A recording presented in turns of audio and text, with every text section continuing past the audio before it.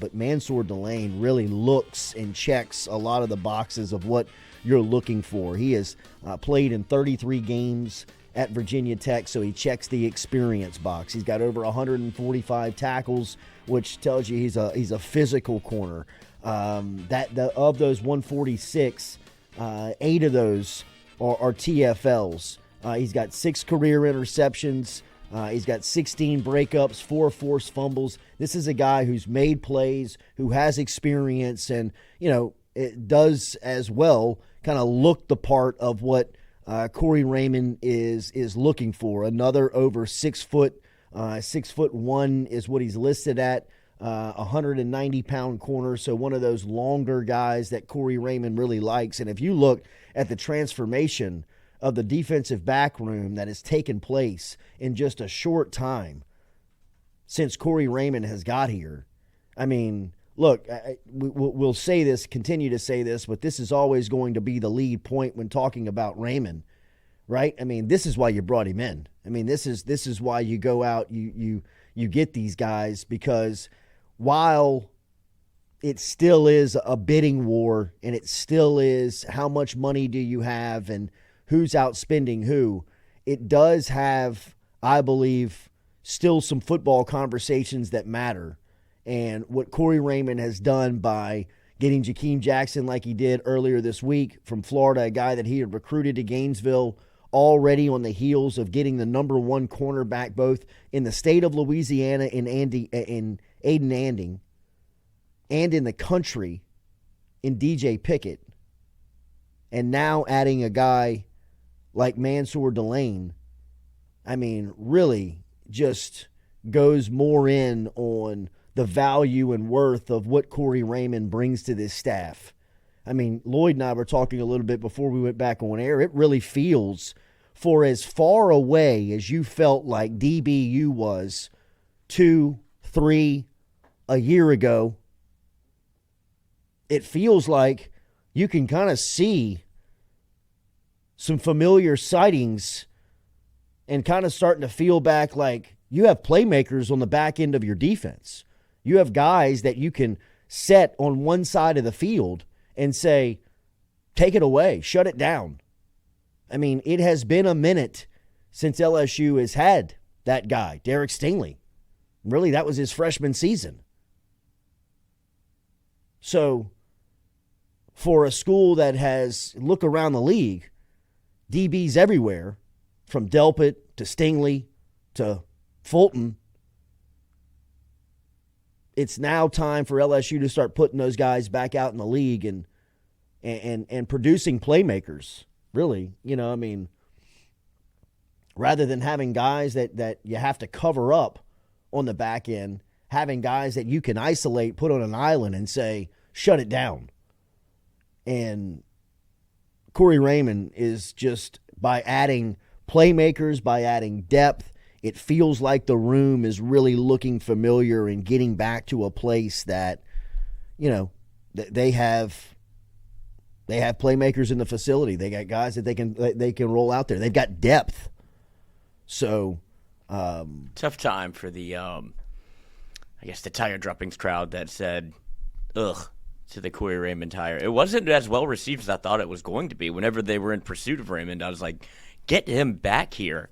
Get him back to LSU, because the names you just listed off, and there's more, a boatload more of names that he can say that he put into the league, where LSU became DBU, and it really wasn't a contest. Like Ohio State was trying to get into the conversation about it. Everybody wanted to claim the title, but when it became, brass tacks, everybody's like, it's look at the league. Yeah. It's LSU.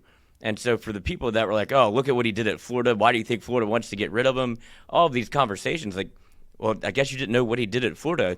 Jakeem Jackson, number 3 overall corner in the country. Cory Raymond got him, and now you see him get DJ Pickett, the number 1 corner in the country, to come to LSU, and Swings, the number 3 corner in the previous year, to come to LSU.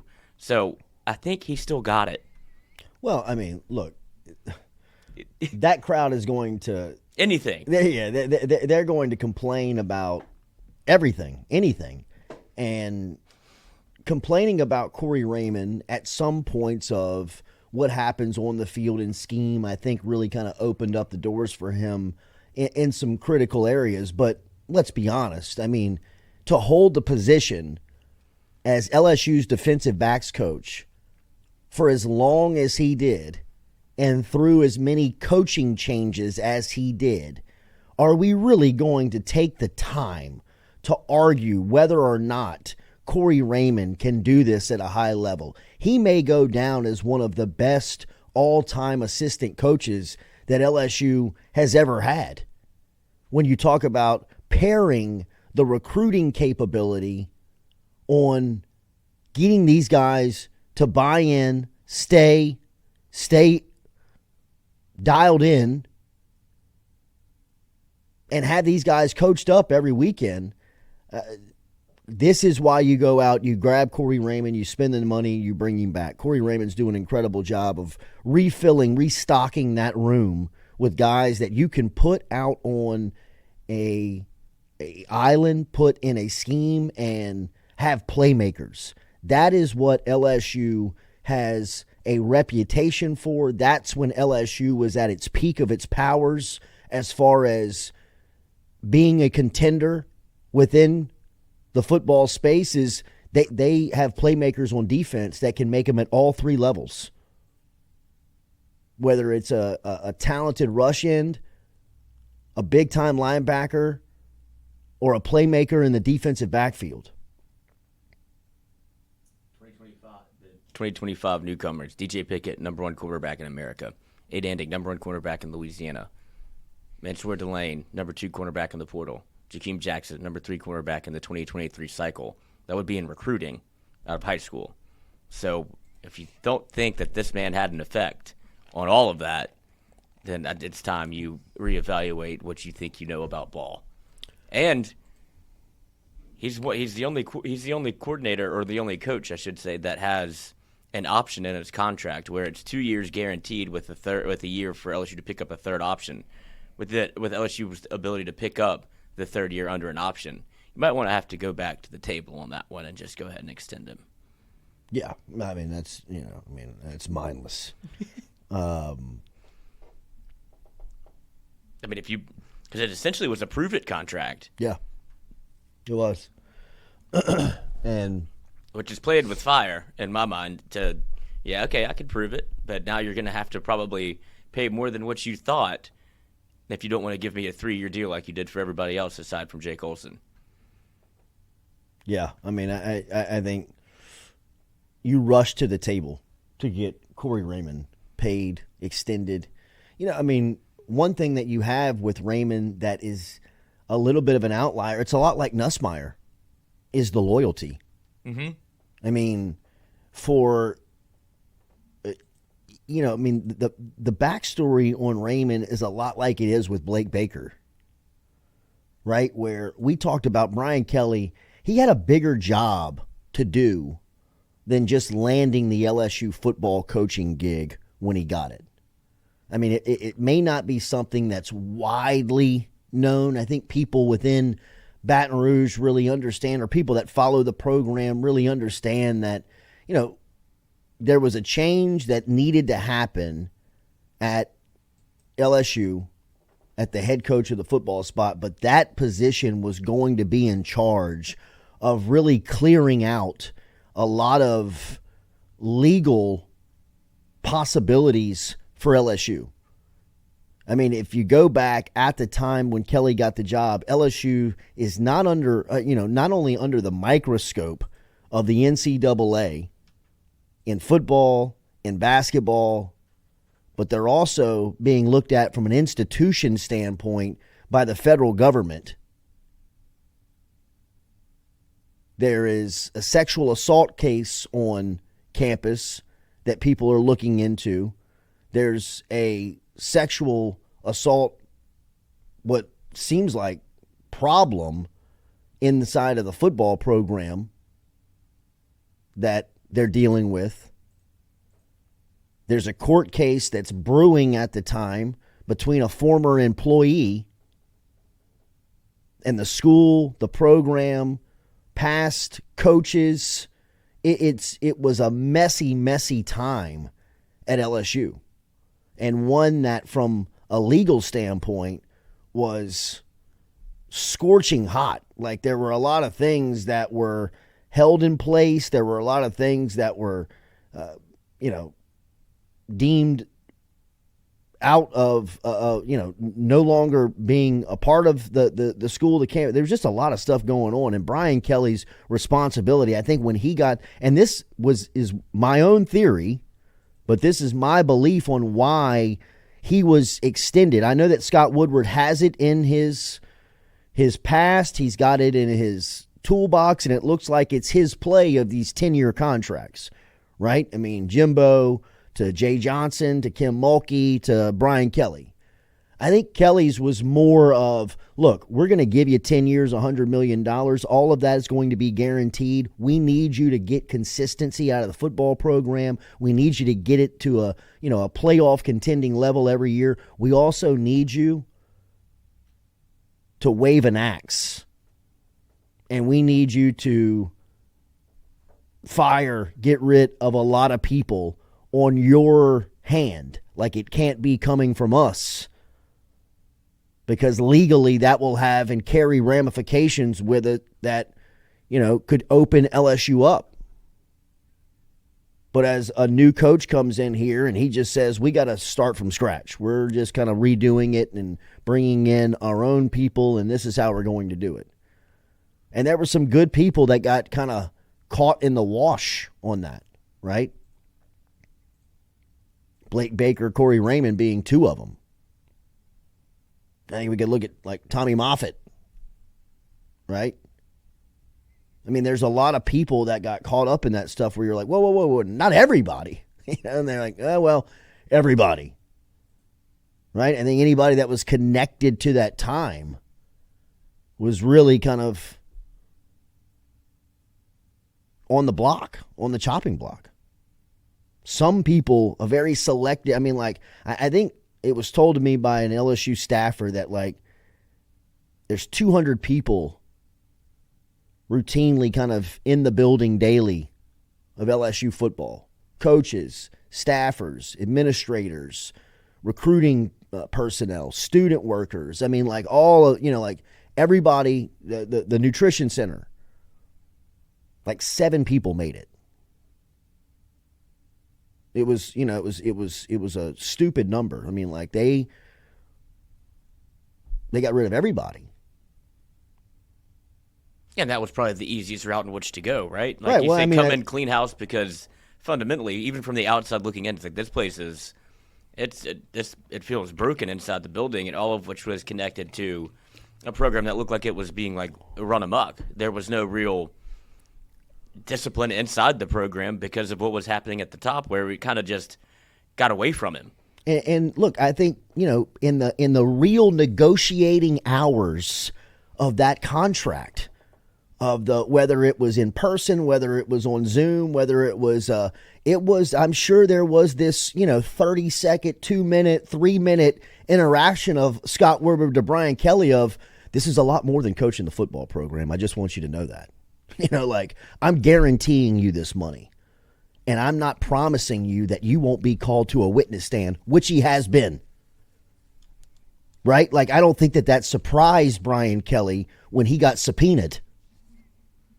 I think that was kind of like laid out to him probably 2.5 years before that even went down, of saying, like, we're in the middle of a legal mess. One that is so scorching hot, nobody that's tied to it can touch it, because it'll open us all up. We need you to come in here as the most powerful figure in the state, the most powerful person on campus, and say you're going to do it your way.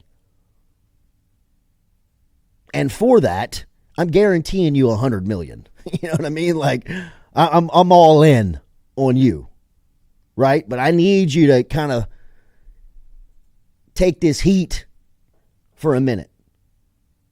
So, I think Blake Baker got caught in that. I think Cory Raymond got caught in that. There was a point in time where people who know Raymond very well and close to them, and look, Raymond's is a friend. That was a miserable time for him.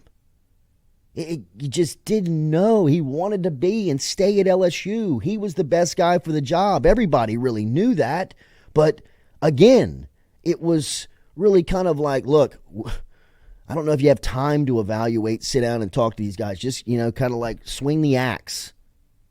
Unfairly so for a lot of people. And then Kelly, a year on the job, looks up and Blake Baker's running the best defense and Cory Raymond's landing top 3, top 5 corners in the country. And you're like, you might want to reevaluate a couple of these guys. Like both of those guys in particular, Baker and Raymond respectively, love the place. Loyal to it, were working, recruiting without really any type of direction, without any type of solid ground to stand on. They had no am I secure? Nobody could say, yes, you are. Keep wearing the polo, keep going out there and recruiting. But they kept doing it because they kind of just love the place. They love the university. They're loyal to it. Baker's a Louisiana native. Cory Raymond played there. Or Baker's not he's from Texas, but played in Louisiana. He gets married an LSU girl. He gets the love for the place. They wanted to be here. So, I think getting Raymond back, I think he's proven that third year a long time ago. I think it was done way before DJ Pickett. If I just look at the cornerback and defensive back play from last year to this year, those guys were in position. They were accountable. They were doing and maximizing what they had. And that's really all you can ask for. Now when you start maximizing DJ Pickett and Jakeem Jackson and maximizing guys like Delane, now you're starting to get closer to DBU when you're matching these coaching theories and strategy with personnel that are professional football players. That's at the heart of it. That's the formula. And Raymond has gotten that back. Almost overnight. Mm-hmm. Really, I never expected that room to look like that going into next season when they finished the regular season a couple of weeks ago. I was cool with DJ Pickett. Just land him. I'm good. Keep making water out of wine with whatever else you got. But as long as you got a cat like him coming in, feel like you can, just be versatile. Whether he can play nickel, safety, corner, whatever he ends up doing. I just feel like you got a big-time playmaker on the field. And proven what he's done with the guys that are there now. And I'm not trying to disrespect those guys to a point to say that they can't play. But DBU's always been built around first-round talent. Freaky cats out there. Right? So, people that look like DJ Pickett, where you're like, how's this guy run like that? 6'4". So. And it feels like they still have some work to do on the defensive backfield because people are, there's chitter chatter in the chat of both DJ Pickett can play safety and Virginia Tech corner also has played some safety in his time. So now you have a loaded, it feels like, cornerback room with who you have, PJ Woodland, Stamps coming back. Yeah, we don't even talk about those guys. Yeah. You forget the experienced guys that got really good run and reps last season that are coming. I'm so fired up for Ashton Stamps. The confidence that he built last season. He was burned a little bit. He was also passed a lot of tests. What that does for him coming back for another year in a Cory Raymond system. Also with guys around him where you look around and you're like, all right, I got some dudes around me. Where I can play.